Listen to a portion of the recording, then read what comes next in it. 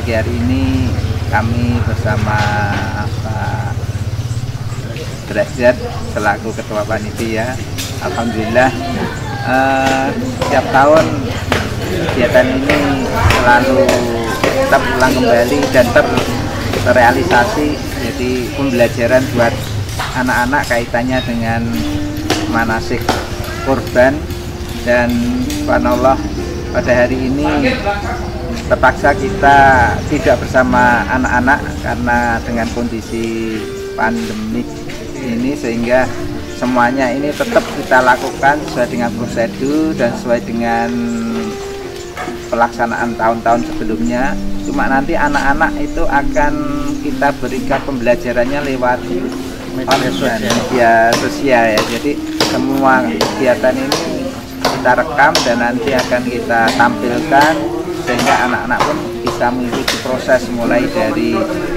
tadi penyembelihan, kemudian hari ini mulai menata dan sampai nanti mendistribusikan kepada masyarakat. Dan kegiatan ini pun bersambung juga karena kegiatannya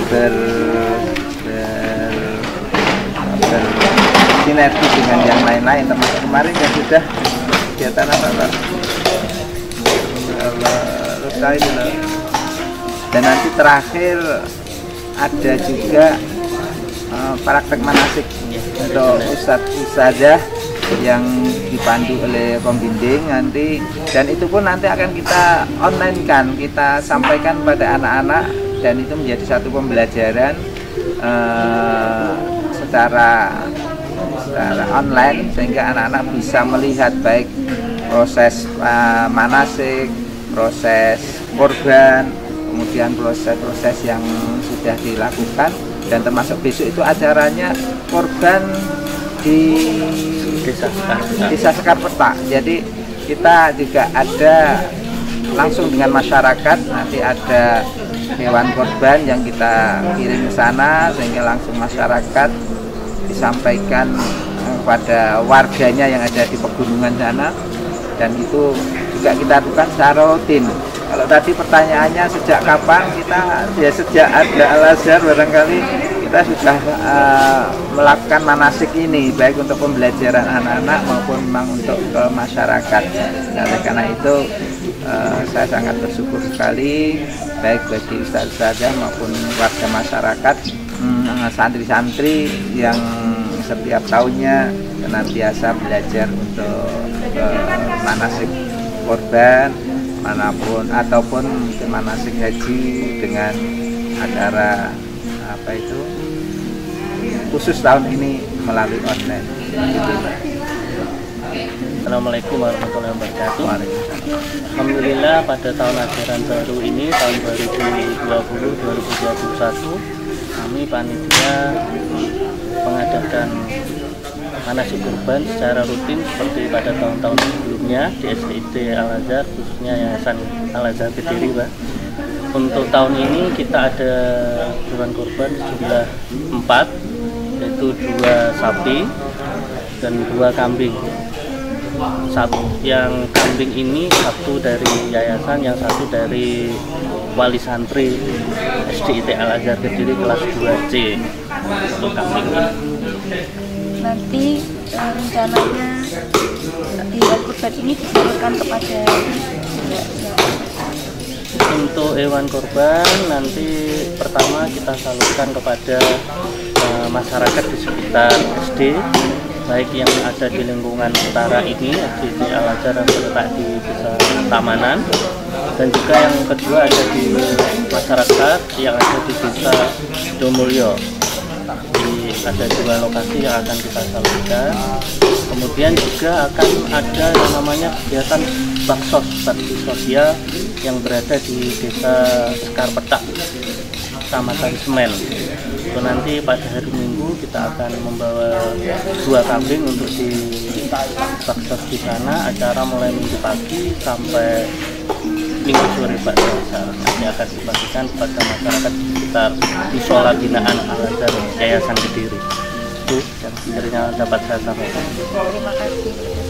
Untuk yang terakhir mungkin kepada Bapak Pembayaran, harapannya untuk tahun depan, kurban tahun depan mungkin, atau BHBI di tahun depan seperti apa. Subhanallah, kalau kita melihat apa yang telah disampaikan tadi, bahwa kita tiap tahun masih rutin mengadakan pembelajaran manasik ini, ya mudah-mudahan kami berharap untuk tahun depan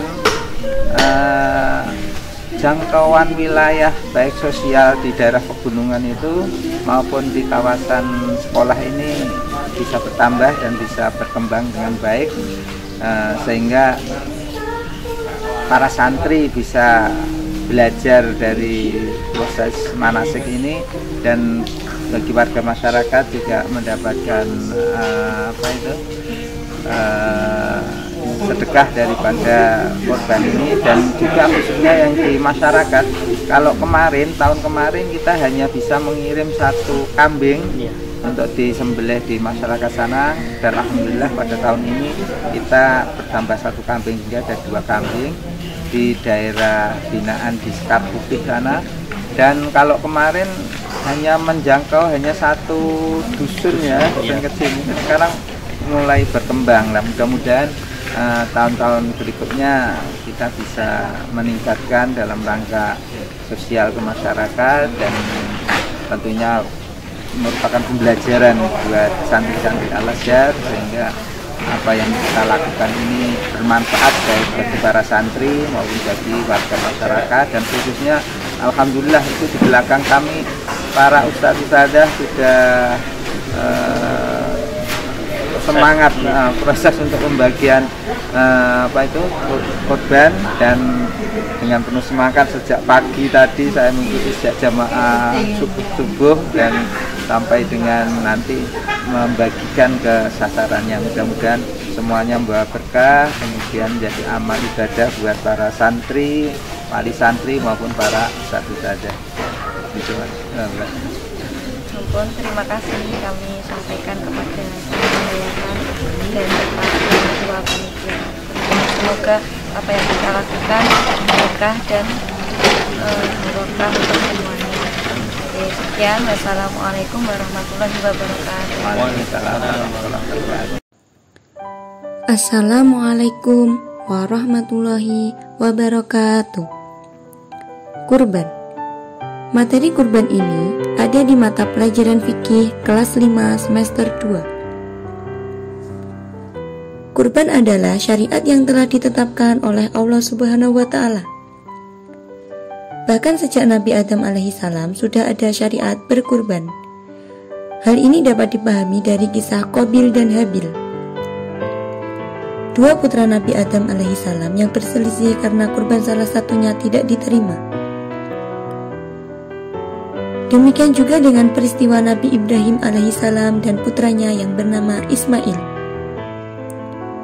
Keduanya merupakan hamba Allah yang taat dan patut untuk diteladani, karena dengan keikhlasan dalam mengabdikan dirinya kepada Allah Subhanahu wa Ta'ala. Puncaknya adalah ketika Nabi Ibrahim disuruh untuk menyembelih putranya Ismail. Padahal Ismail saat itu adalah putra satu-satunya yang sangat disayanginya.